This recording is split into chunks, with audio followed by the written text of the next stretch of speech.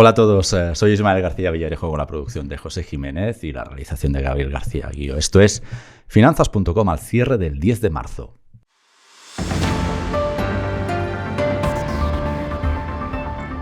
Inversores, muy bienvenidos. Alejandro y yo os estábamos esperando. Alejandro, no me atrevo a decirte mi latiguillo habitual de bienvenido al centro de noticias de Finanzas.com porque me parece irrespetuoso contigo.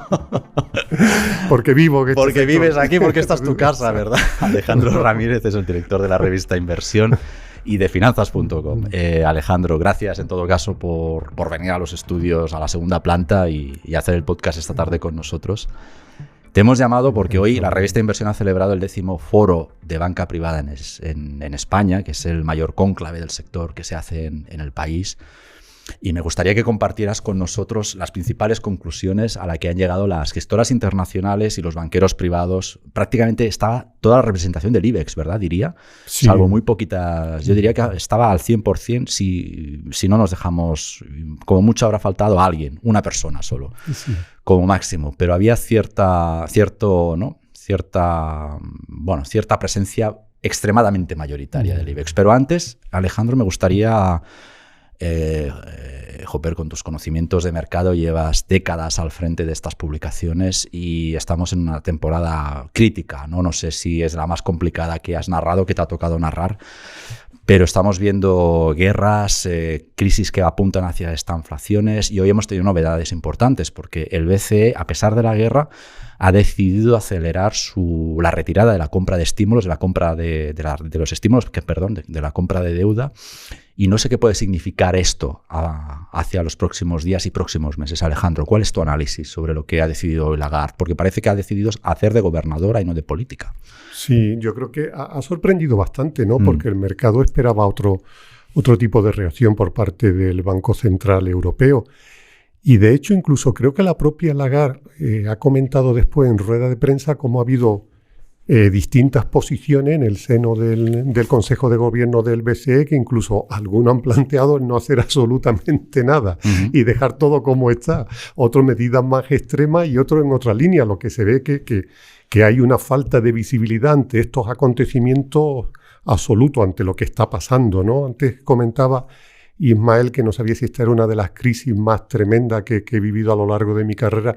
Yo creo que sí por eso, porque en el fondo hasta la pandemia de coronavirus, que fueron unos días tremendos al principio de caída constante del mercado, que no se veía salida, pero ya cuando se habló de que una vacuna podía solucionar ese problema, pues más o menos todo se fue calmando con los lógicos altibajos que tuvo esa situación. Pero claro, es que aquí no se sabe hacia dónde va esto, no se sabe cuánto tiempo va a durar la guerra, no se sabe hasta dónde llegarán los precios de la energía, no se sabe qué impacto va a tener en la economía, aunque no va a ser nada bueno, como podemos anticipar.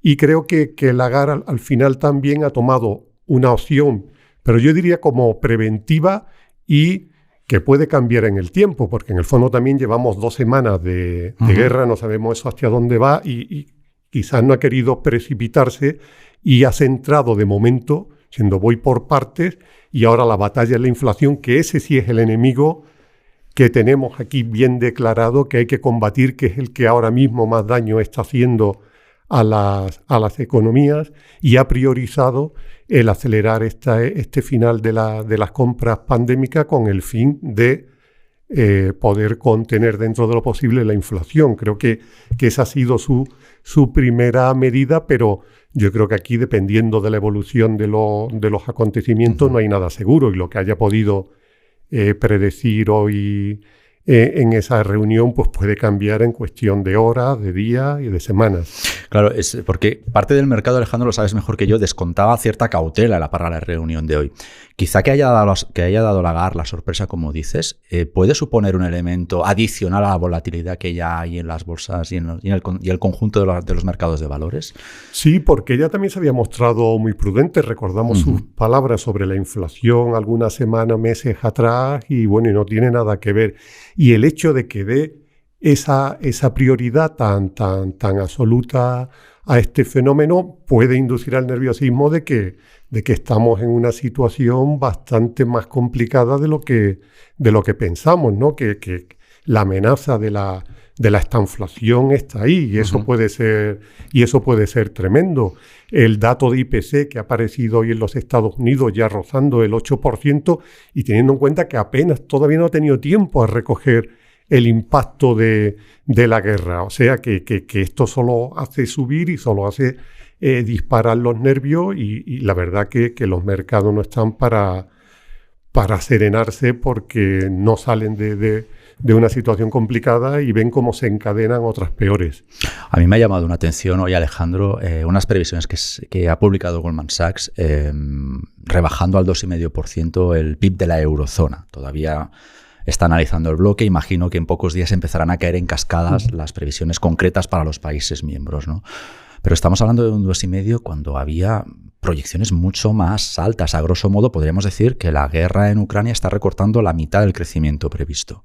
Efectivamente, y en este año teníamos, por lo menos en la zona euro, con la llegada de los fondos europeos, iba a ser el año ya de la recuperación, de la salida de la pandemia, y estamos viendo que el BCE también hoy ha recortado, aunque solo 5 décimas, pero digo, esto es solo el principio. Yo creo que es muy difícil en esta situación, con la incertidumbre que hay todavía, hacer este tipo de predicciones para este año de crecimiento económico, pero sinceramente me parece que podemos estar más cerca de Goldman Sachs de lo que está anunciando el Banco Central Europeo, y es muy posible que incluso esa previsión sea demasiado optimista si no hay una solución a corto plazo de lo que estamos viviendo ahora mismo. Alejandro, apelando a tu experiencia, ¿cómo crees? Hoy hemos visto ya parte de la reacción, de hecho las bolsas se ha teñido todo de rojo desde el momento en el que hemos sabido que Ucrania y Rusia se levantaban de la mesa de negociación sin demasiados acuerdos más allá del de seguir hablando. Pero ¿qué crees que puede pasar en los próximos días con un escenario todavía de guerra abierta, sin un horizonte claro de cuándo puede acabar esto? Pues vamos a seguir abrazados a la volatilidad, porque al final son las noticias que llegan del frente de guerra lo que están marcando la evolución de los mercados, y han hecho un pequeño paréntesis con la reunión del BCE, pero es que no está prestando atención a nada más. Ese es el tema, y dependiendo de lo que allí suceda, pues vemos los golpes que está teniendo el precio del petróleo. Estamos viendo cómo están evolucionando otros activos vinculados a los países en contienda y que están haciendo mucho daño, y creo que no va a haber tranquilidad. Estamos viendo unas sacudidas tremendas, pero un poco por lo que hablábamos antes, que no está clara una salida. El mercado quiere una salida, quiere creer que esto, aunque sea en esta mesa de negociación de Turquía, puede detener esta hemorragia, y ante cualquier noticia negativa pues va a reaccionar mal, ¿no? Sobre todo porque estamos viendo ese deseo, ayer quedó plasmado con una subida espectacular, porque esperaban que hoy en esa mesa de negociación pues pudieran avanzar algo positivo, y por eso creo que al final esos altibajos van a seguir presentes en las bolsas hasta que no haya algo claro que pueda invitar al optimismo y a la esperanza. De hecho, lo comentábamos ayer, cerrando la edición de hoy de Finanzas.com, ayer a última hora de la tarde, solo el hecho de la esperanza, ¿no?, de que Ucrania ponga sobre la mesa, que estaba dispuesta o está dispuesta todavía a aceptar las reivindicaciones de saque de Putin, llevó al petróleo de 130 a 114 minutos. Efectivamente. O sea, que estábamos descontando una grandísima esperanza sobre las reuniones de esta mañana. No sé si el fenómeno contrario se puede girar en contra de los mercados en las próximas horas, en las próximas sesiones, al ver que había quizá demasiadas esperanzas ayer depositadas en algo que al final ha sido prácticamente superficial, más que un trámite, ¿no? Sí, y yo creo que que no ha habido una reacción todavía más negativa, porque mantienen la puerta abierta a seguir negociando, pero si se hubiese acabado ahí, se hubiesen levantado con cajas destempladas y sin ninguna voluntad, y que esto continuara hacia una guerra total sin cuartel, pues al final el efecto hubiese sido mucho peor. Creo que el hecho de que vuelvan a sentarse en esa mesa de negociación pues sostiene un poco las cotizaciones a la espera de lo que pueda de lo que pueda surgir.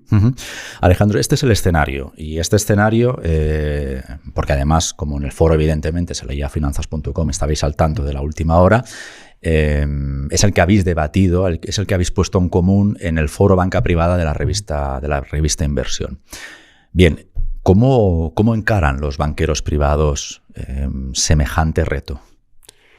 Pues mira, lo están encarando con mucho diálogo con sus clientes, ven fundamental estar ahora muy cercanos a ellos para transmitirle un mensaje muy claro, un mensaje de cautela y que definía, creo que fue el director de banca privada de CaixaBank, como no querer ir corriendo detrás del mercado, que ese era el error en este momento, porque cómo soporta en un mismo día que puede subir un 6% y caer otro 6%, que al final hay un 12% ahí de movimiento en una misma sesión. Eso es imposible.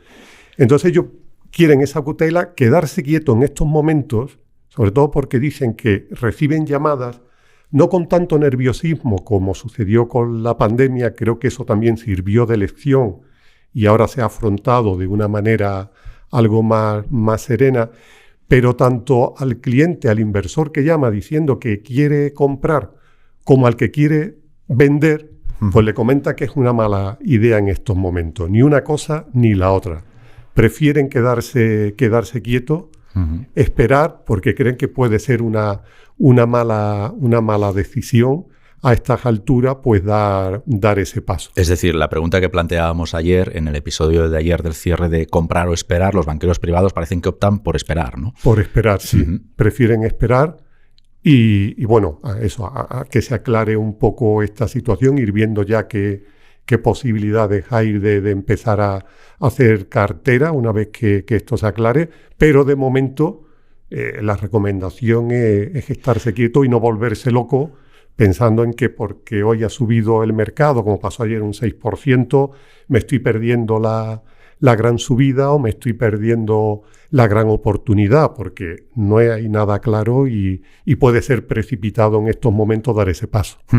De los riesgos que hay sobre la mesa ahora mismo, ¿hay alguno que les preocupe más por identificarlos? De nuevo insisto, Ucrania, inflación con la derivada hacia esta inflación, bancos centrales. ¿O les preocupa por conjunto y ya lo consideran un único riesgo, sin matices?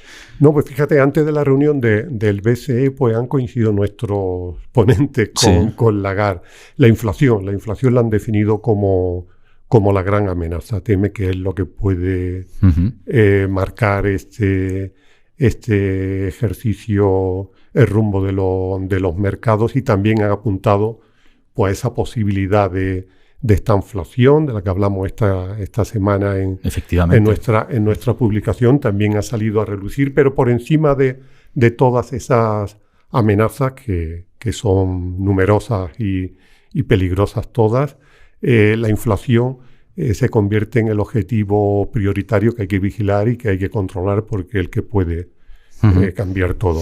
Una de las propuestas de valor añadido del foro Banca Privada de la revista Inversión es que ponen en el mismo cónclave, ¿no?, a banqueros privados y las gestoras internacionales. Me gustaría preguntarte casi las mismas cuestiones que te he trasladado en los últimos minutos, pero cambiando el sujeto, ¿no? ¿Qué dicen las gestoras internacionales? ¿Qué les preocupa más? ¿Cómo administran los riesgos actuales? ¿Hay coincidencia o no? ¿Has detectado cambios de criterios ahí entre banqueros y gestores?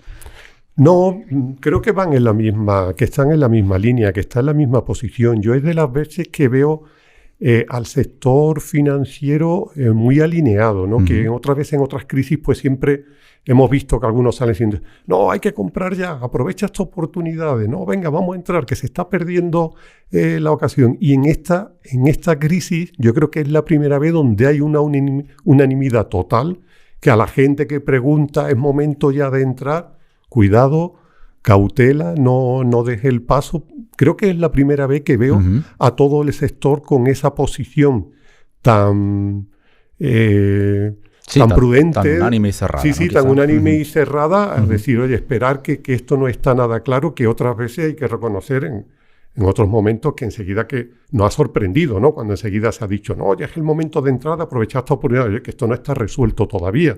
Como ese embalantonamiento yo creo que ahora mismo no se da, sino al contrario, es una postura muy, muy prudente y sobre todo de mucha repetición, de mucho diálogo, de hacer comprender al cliente lo que está pasando. Y también, como ellos dicen, es una prueba de ver si el trabajo previo está bien hecho, porque si uno está ahora desesperado con su cartera, es que no tenía bien confeccionada esa cartera, es que no estaba en los activos que tenía que estar, que ese trabajo previo de una cartera bien diversificada, de una cartera bien planificada y acorde al perfil de riesgo, ahora es cuando se ven los frutos también, ¿no? Alejandro, a mí me ha llamado la atención que he seguido el foro en la distancia desde la cobertura que hemos dado en finanzas.com, que siendo un foro de banca privada, la ESG estaba absolutamente presente. Es decir, podríamos haber cambiado el título del foro y haberlo llamado Foro ESG tranquilamente y no habría pasado nada. Es una señal de que la ESG ya ha calado en todas las estructuras financieras. Y en ese caso, ¿qué puede aportar la ESG? ¿Qué conclusiones? ¿Por qué habéis hablado tanto de ESG entre banqueros privados y gestores en un contexto en el actual como cuando que parece los objetivos principales de los inversores radican en, bueno, salvar lo que se pueda en la actual situación y ver con mucha calma qué son los movimientos, los próximos movimientos, ¿no? Como señalabas. ¿Por qué la ESG ha estado tan presente en el foro de esta mañana, Alejandro? Bueno, ha estado presente por varios motivos. Uno de ellos es porque era nuestro 10º aniversario. Eso es. Entonces, luego te quiero preguntar por ello. Entonces, por ejemplo... El 10º aniversario del foro, que la revista cumple 35 años. Sí, es verdad. Entonces, bueno, pues también he querido preguntar a los participantes, sobre todo a las gestoras internacionales, porque aunque el movimiento de inversión socialmente responsable se remonta ya muchos años atrás, pero hace 10 años cuando pusimos en marcha este foro apenas si se comercializaban fondos sostenibles. Entonces era por ver si esta ha sido una de las grandes aportaciones de la industria y una de las grandes transformaciones, y creo que todos han coincidido en que sí, y en el papel que puede jugar. Y ha habido una cosa muy curiosa, pero ha sido una pregunta del público y que ha hecho reflexionar a toda la gente sobre los fondos. ¿Y cuál era? Pues preguntaba si habría que añadir a la sigla la D de democráticos a estos fondos por todo lo que ha pasado en Rusia, que hayan estado... Y habéis llegado, parece un debate interesantísimo. ¿Habéis llegado a alguna conclusión? Bueno, no, yo creo que la gente se ha quedado que ha sido el principio de un debate que va a dar mucho que hablar, porque es cierto, los fondos sostenibles estaban presentes en Rusia. Sí, de hecho, además, Cristina Triana en Social Investor lo lleva contando desde que casi que ha empezado la guerra. Están presentes en China también, están presentes en países, bueno, cuyos valores democráticos pues están en duda, ¿no? Como hemos visto en Rusia. Entonces, ese riesgo geopolítico posiblemente no lo han valorado hasta ahora los fondos socialmente responsables. Y a partir de ahora, pues tendrán que definir también esas fronteras donde invierten, porque ha sido una lección muy interesante lo que ha pasado con Rusia, y la de esa de democrático, pues la verdad que tenía su... Pues te voy a traicionar, Alejandro. Sabes que llevamos toda la semana en la mesa de redacción de finanzas.com debatiendo sobre estos asuntos, ¿no? Si los filtros ESG han fallado. Casi que te pido que traslades tus conclusiones a la audiencia. ¿Han fallado o no han fallado los filtros ESG? Pero hay que tener en cuenta que también es una industria que ahora mismo es cuando está viviendo de verdad su regulación, cuando se está comprobando hasta dónde puede llegar, y por eso quizás se ha podido escapar, pero no creo yo que haya sido por otra circunstancia, ¿no? Sino que porque todavía el marco regulatorio en el que se mueve no acaba de cerrarse, no está definido completamente del todo. Entonces, pues aquí es una de las vías, te digo, por la que se le ha escapado completamente el de riesgos geopolíticos, que eso igual no lo tenían contemplado y que ahora sí es verdad que tienen que comprobarlo, ¿no? Pero es cierto en lo que todos han coincidido que, bueno, que estamos todavía en los inicios, ¿no? Por así decirlo, aunque ha creado mucho interés, está creando entre los inversores y entre y entre las entidades financieras, pero queda todavía un largo camino por recorrer y de muchas equivocaciones y de tropiezos como estamos viendo de Rusia. Inversores, estamos con Alejandro Ramírez, director de la revista Inversión. El foro de banca privada cumple 10 años, como nos recordabas hace unos minutos. Y antes de cerrar el episodio de hoy, me gustaría preguntarte cómo ha cambiado la banca privada en la última década. Si es que ha cambiado. Porque a veces también la imagen, los que no participamos en la banca privada, la imagen que tenemos es que es un sector bastante estanco, ¿no? ¿Es una falsa percepción? ¿Se han sabido modernizar? ¿Hay algún elemento en el que se apunta a la industria de banca privada, Alejandro? No, yo creo que ha cambiado muchísimo en estos 10 años.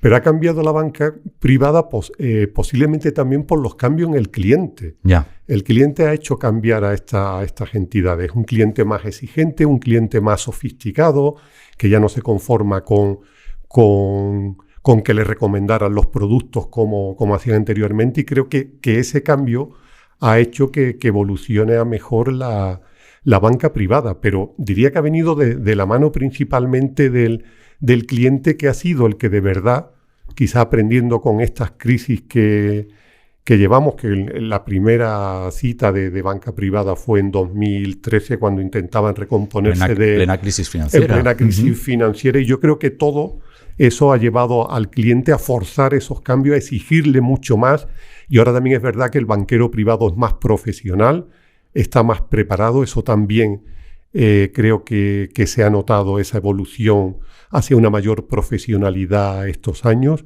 por lo que creo que sí, que es una banca privada diferente, más profesional, más preparada, que mejor planifica las cosas para un cliente que cada día le exige mucho más. ¿La banca privada ejerce de locomotor hacia el resto de segmentos de la banca? Es decir, las evoluciones, los cambios en positivo que acabas de explicar, ¿no? ¿Acaban calando al resto de clientes bancarios? Bueno, sí, aquí aunque va a un sector muy, muy determinado, pero yo creo que sirve como motor dentro de las propias entidades financieras, que de hecho también ya se nota cómo están cambiando en ese sentido, ¿no? Creo que al dirigirse a un cliente más entendido, más preparado, más esos conocimientos que se transmiten, ese asesoramiento que se está dando, creo que también sirve para mejorar al resto de la banca, y sobre todo que la competencia esté ahí, que todos tratan de pescar en el mismo río. En el mismo caladero, efectivamente. ¿No? Entonces eso hace mejores a todos, la verdad. Alejandro, pues muchísimas gracias por hacer podcasting esta tarde con nosotros. Encantado, Ismael. Y iba a decir, inversores, mañana Alejandro Ramírez, bla, bla, bla, bla, bla. Solo quiero decirte enhorabuena por el éxito de tu nuevo podcast, Hechos Relevantes, por las mañanas, en la apertura de las sesiones. Y nada, te escuchamos mañana, Alejandro. Muchísimas gracias por bajar al estudio y hacer el cierre de mercados hoy con nosotros. A ti, Ismael, gracias. Inversores, y a vosotros, gracias como siempre por el privilegio de vuestro tiempo.